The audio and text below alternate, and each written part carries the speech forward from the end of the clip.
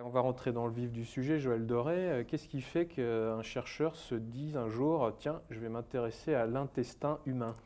En fait, j'ai commencé ma carrière à l'INRA avant la thèse et par les recherches de ma thèse sur le microbiote intestinal de l'animal. J'avais ce souhait d'apporter une contribution à la connaissance d'une part, par la recherche scientifique, mais aussi au bien-être. Et donc j'ai été amené par ma formation en agronomie à travailler sur l'animal d'élevage. Et ça a été pour moi un tournant important en fait, dans la mesure où dès que l'on travaille sur le microbiote et les microbes associés à l'animal, on se rend compte que leur contribution à la vie de l'animal est vraiment essentielle. Et je vais prendre un exemple. J'ai travaillé sur les bactéries, les champignons, les protozoaires qui sont présents dans le rumen, qui est le premier compartiment digestif de la vache, de la chèvre ou du mouton. Et ces micro-organismes, par leur vie elle-même, par leur physiologie, apportent 95% de l'énergie dont dépend l'animal pour son existence et pour la production de lait ou de viande par exemple. Et jusqu'à 80% des protéines sont également d'origine microbienne. Donc le rôle bénéfique finalement du microbiote intestinal dans le contexte animal est tout de suite devenu évident pour moi.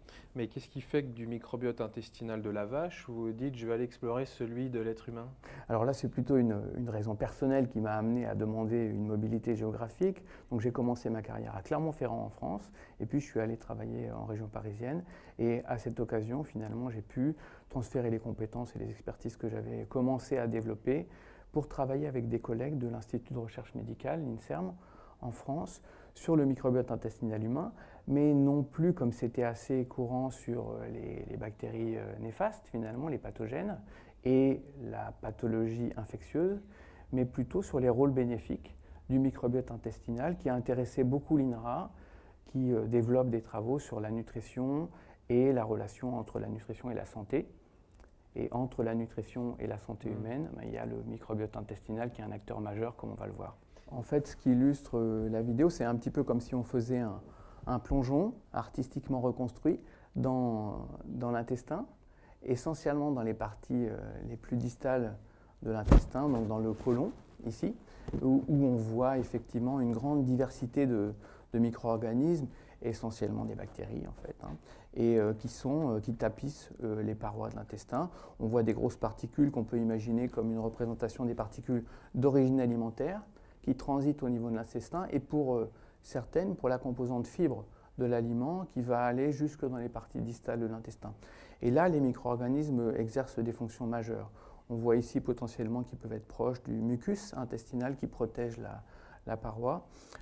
Ils vont agir sur les composantes de l'alimentation qui sont restées intactes à travers le transit et le processus normal de la digestion, notamment contribuer à la dégradation des fibres. Ils vont produire des vitamines et des métabolites qui sont essentiels pour les cellules de l'organisme humain. Ils vont également nous protéger directement contre les bactéries pathogènes qui peuvent entraîner des infections, et indirectement en éduquant le système immunitaire de l'homme et en contribuant à la stimulation des défenses naturelles. Et donc on voit ici essentiellement une représentation de la diversité. L'œil humain est attiré par les flagelles qui sont des outils de la mobilité des bactéries. On les voit bouger dans le champ visuel, et on peut imaginer effectivement qu'elles sont écologiquement adaptées aux parties distales de l'intestin où effectivement on héberge une grande quantité, une grande biomasse. 100 000 milliards de bactéries, comme ça a été évoqué, c'est 10 fois plus de cellules unitaires que l'organisme humain ne contient de cellules. L'homme construit dès la naissance une association avec un complexe microbien très dense en 24 heures en fait. On contient déjà des populations bactériennes dans l'intestin qui sont presque équivalentes à celles de l'adulte, 24 heures après la naissance, donc ça donne une image de la rapidité de la colonisation. Et puis cette symbiose, c'est un dialogue permanent entre les cellules, les tissus, les organes de l'homme et le microbiote intestinal.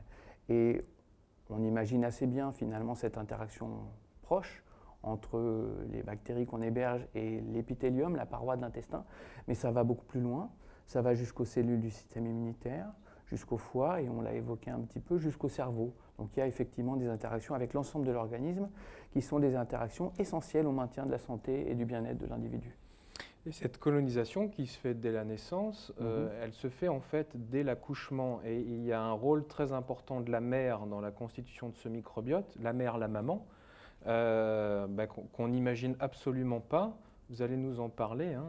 Alors effectivement, le petit de l'homme est stérile in utero, dans un environnement sans microbes, et à partir du moment même de la naissance, il est exposé aux microbes, donc par une naissance par voie vaginale, par voie basse, on a une exposition immédiate à l'ensemble des bactéries d'origine maternelle qui sont présentes dans le vagin et également dans l'intestin, puisque la proximité fait qu'il y a une exposition aux bactéries intestinales de la mère.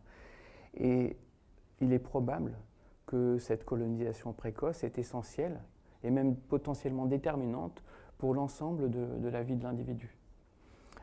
Alors c'est important de souligner ça, dans la mesure où ce qui entoure la naissance, c'est quelque chose qu'on a finalement beaucoup changé depuis quelques générations, par les naissances prématurées qui sont possibles aujourd'hui, par les modalités de naissance, et notamment la naissance par césarienne qui s'est beaucoup développée, par l'alimentation dans la période périnatale, par l'utilisation d'antibiotiques également, y compris dans la période précoce, qui peuvent être des modulateurs forts pour le microbiote intestinal.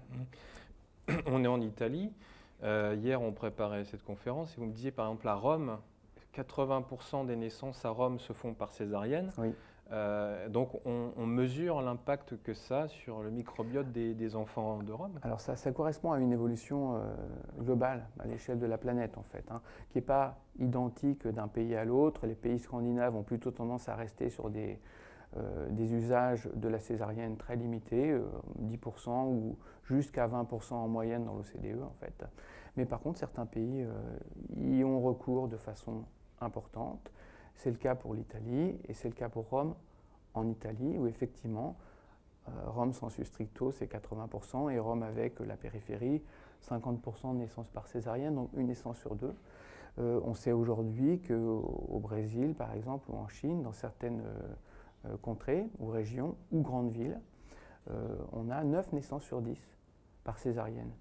Et alors, mon expertise d'écologiste microbien, pour moi, me conduit à juger ça assez alarmant, dans la mesure où la recherche, la connaissance scientifique nous dit aujourd'hui que suite à une naissance par césarienne, on a une colonisation qui est retardée, qui ne suit pas le même cours et le même développement que la colonisation par une naissance par voie vaginale, et qui est également associée à un risque accru de maladies infectieuses et ou de maladies métaboliques ou immunitaires en fait. Et donc on sait que le risque de développer des allergies par exemple est supérieur suite à une naissance par césarienne, ou même de développer des maladies métaboliques et de l'obésité par exemple.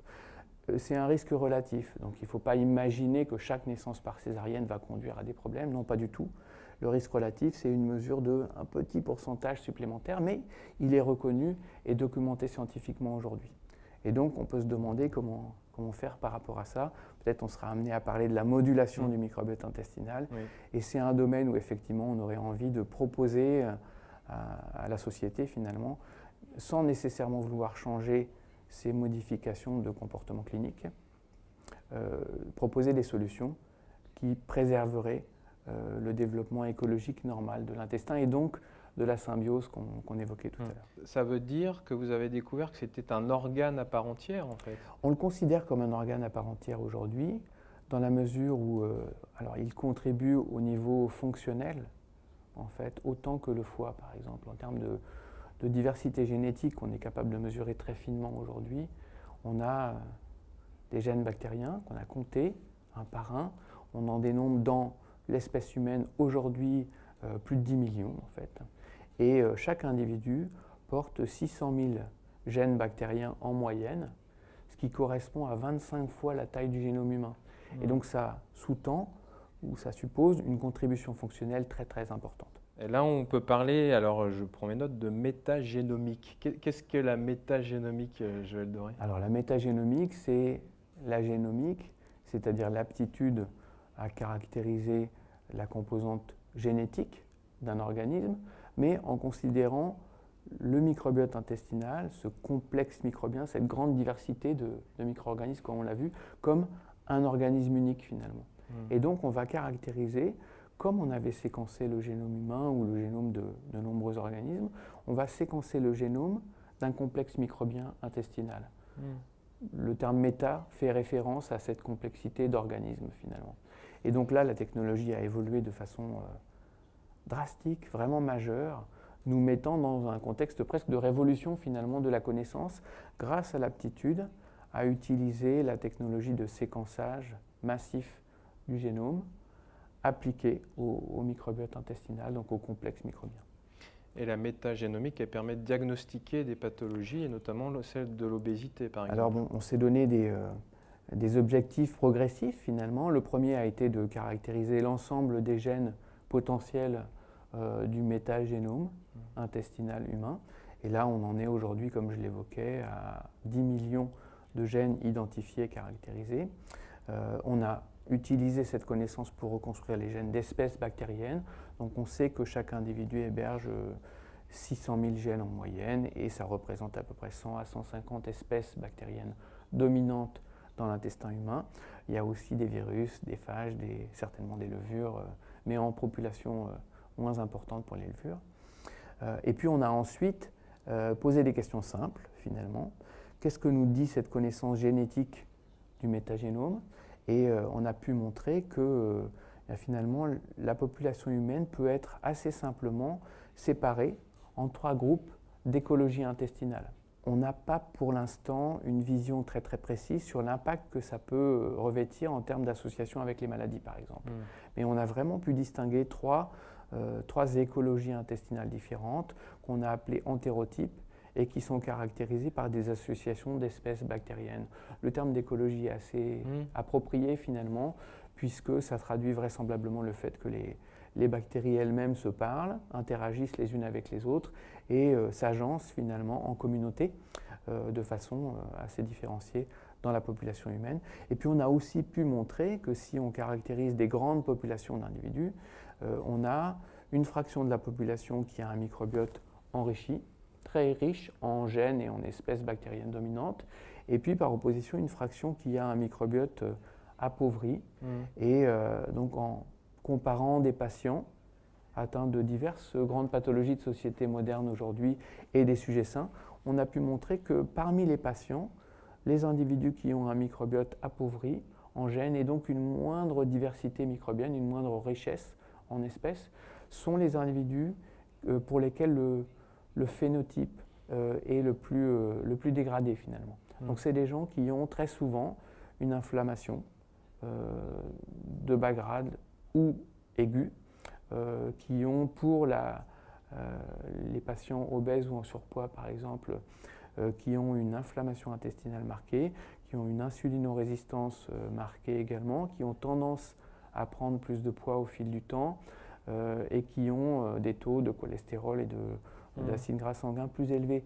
Et donc c'est une composante de la population obèse ou en surpoids qui est défavorisée et on peut diagnostiquer finalement ce phénotype par l'analyse de la composition du microbiote intestinal.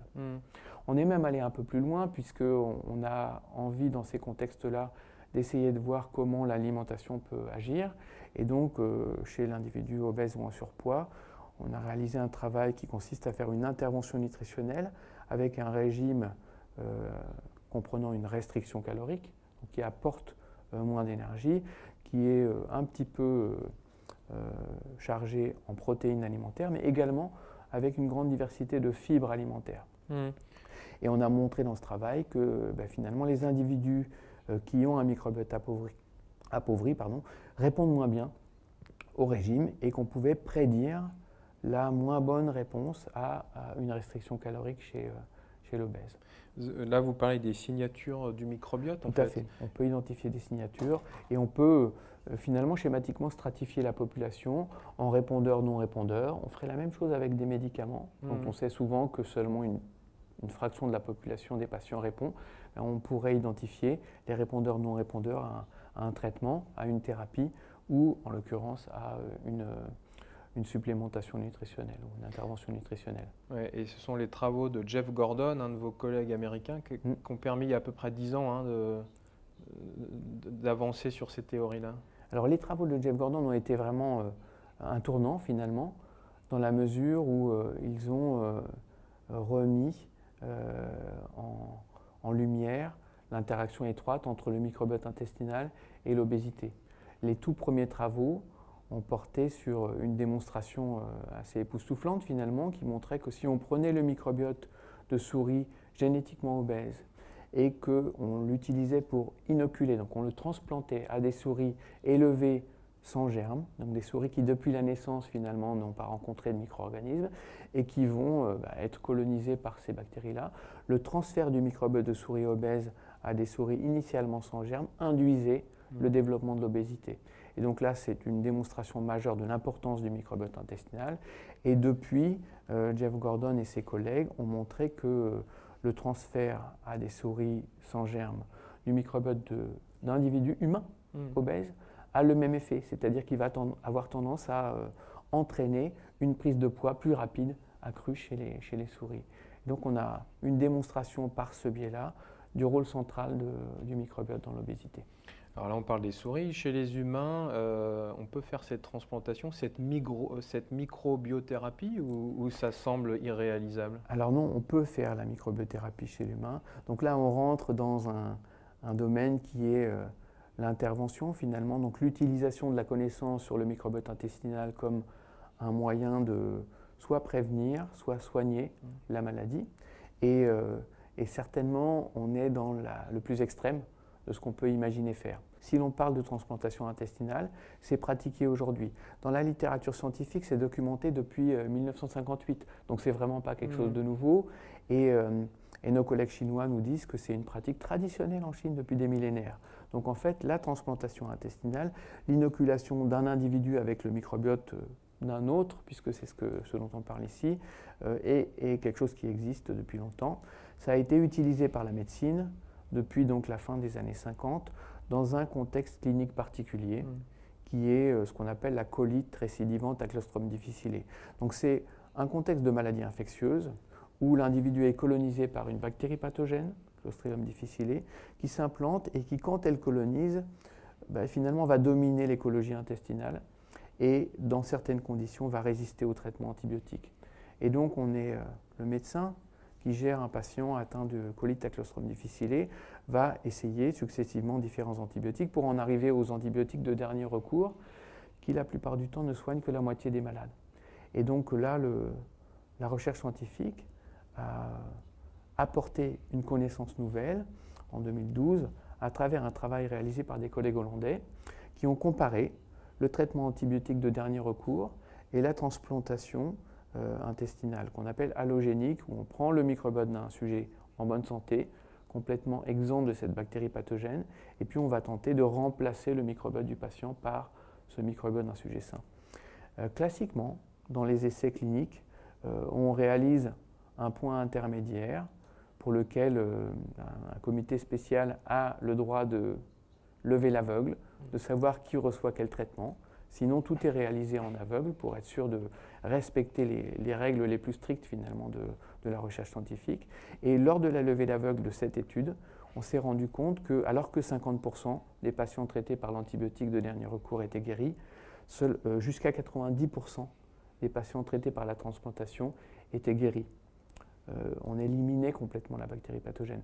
Donc là, ça a été pour la communauté scientifique une observation majeure, et on en est au stade aujourd'hui où on a envie de faire évoluer ce potentiel pour la médecine finalement, et se demander si au-delà de cette indication clinique particulière qu'est la colite à Clostridium difficile, on pourrait espérer des effets bénéfiques de la transplantation dans d'autres pathologies. Donc ce n'est pas de la science-fiction, c'est une connaissance en construction aujourd'hui et un potentiel d'application majeur dans la mesure où même les instances réglementaires, la FDA aux États-Unis, l'Agence du médicament en France, reconnaissent aujourd'hui cette pratique comme intéressante pour la médecine et commencent à proposer des règles de sécurité finalement, puisque bien sûr on a envie d'éviter tout risque de transfert de pathologie par cette approche qui est un petit peu nouvelle, quoi. Le médicament jusque-là était essentiellement un composé chimique.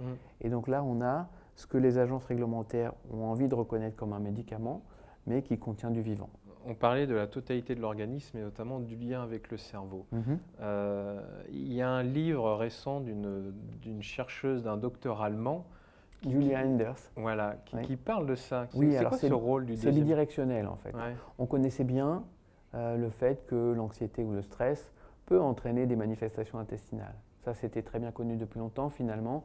Le stress de l'examen, tout ça, on connaît.